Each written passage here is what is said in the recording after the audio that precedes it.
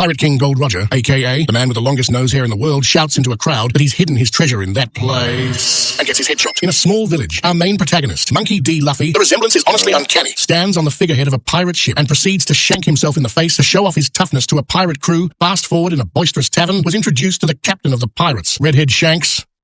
What is he, from the UK? Luffy says he wants to become a pirate like Shanks, but Shanks says that it's too early for him and proceeds to verbally decimate him a couple of times.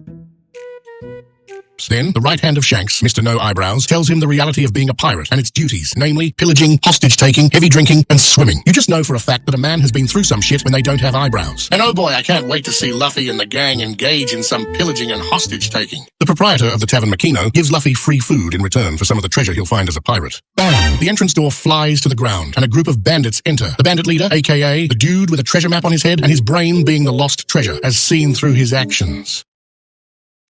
Shanks and his crew laugh it off, but Luffy, true to his name, returns to Monkey for a bit as he goes ape mode on the crew. He screams how he found it disgraceful how Shanks and the crew handled the situation. He then tries to walk off in anger. Shanks grabs his arm, but it stretches like rubber, so he is in some trouble, as he can no longer swim. He had eaten the gum-gum fruit, a devil fruit that gives one magical powers. Thus, he becometh Rubber Man. Fast forward, Shanks' crew are out of town, and the bandits are back in town, and the leader demands Makino to serve them drinks. Makino runs to the mayor, the drippiest man in town. What? Is that Hatter Balenciaga? Luffy had apparently picked a fight with the bandits. He gets absolutely pounded and bounced all around like a goddamn basketball. Luffy tried to save Shanks's and the crew's face. What an absolute unit. Imagine putting your body on the line because someone threw mad shade at your nakamas. Shanks shows up with crazy eyes. A bandit gets blasted and some more. The bandit leader unfortunately uses a forbidden ninjutsu and escapes with Luffy. On the sea, the bandit kicks Luffy off the boat, and Luffy starts drowning.